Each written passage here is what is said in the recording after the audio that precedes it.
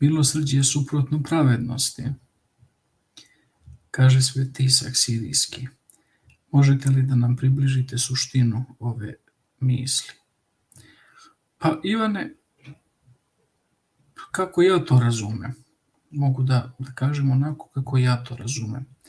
Milosti hoću, a ne žrtvoprinošenje, kaže Spasitelj naš.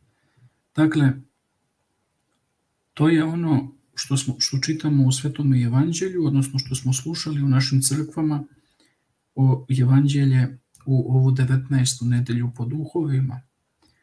Dakle, ljudska logika i ljudska pravda, ona poznaje samo taj odnos ja tebi, ti meni.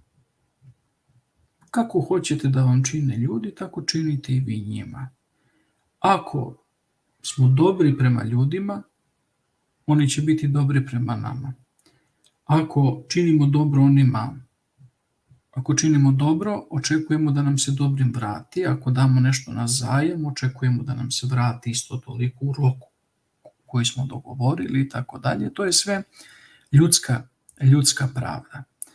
I naravno mi Boga nazivamo pravednim sudijom. Međutim, ako je do pravde, ko će se spasti? Ko će se zaista spasti? Bog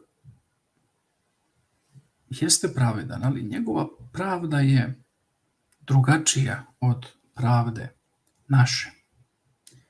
On je pre svega milostivi sudija, pa tek onda pravedni, jer da nije milosti njegove, ko bi se spasao, ako bi nam Bog sudio po pravdi. Ali on je milostivi otac i on prosto pronalazi opravdanja kako da nam pomogne i kako da nas spasi. Eto, u tom smislu ja to tumačim, da je milosrđe suprotno pravednosti, odnosno da ako insistiramo na pravdi i s tim što možda bi ja ovdje drugačije preveo, rekao bi da je milosrđe suprotno pravičnosti, ne pravednosti. Pravednost je jedan skup vrlina i tako zbog kojeg se ljudi udostojavaju blagodati Božije.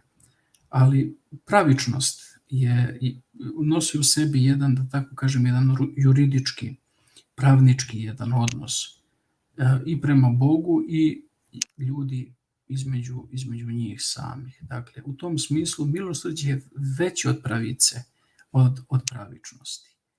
Jer prosto milost, Hristos nam ukazuje da treba da budemo milostivi kao što je milostiv Otac naš nebeski. Dakle, ima jedna divna tu priča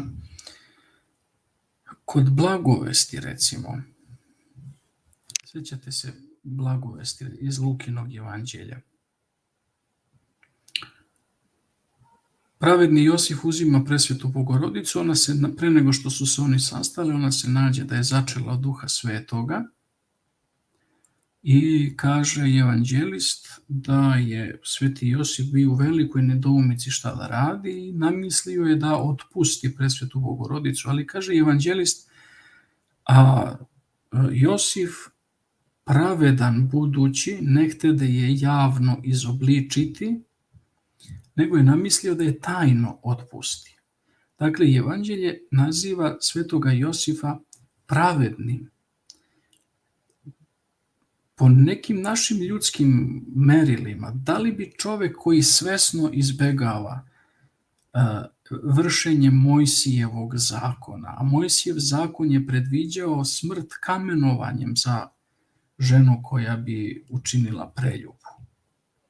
Dakle, on svesno ide protiv Mojsijevog zakona koji ima božanski autoritet, jel tako? Mojsije je bio prorok i njegov zakon je zakon Božji. Dakle, evanđelje kaže, on budući pravedan ne htede da je javno osramoti, nego je namislio da je tajno otpusti. Da li bi po našoj logici mogao on da se nazove pravednim? Jer svesno izbegava vršenje zakona Božijeg.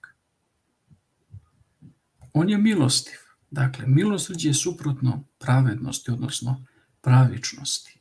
I zato evanđelist se ne libi da ga nazove pravednim, iako je ovdje u koliziji sa Mojsijevim zakonom. Ali on projavljuje jednu drugu pravdu, Božju pravdu, jednu pravdu zasoljenu ili osoljenu, zakvašenu milosrđem i tako dalje. Eto, u tom smislu ja to razumijem.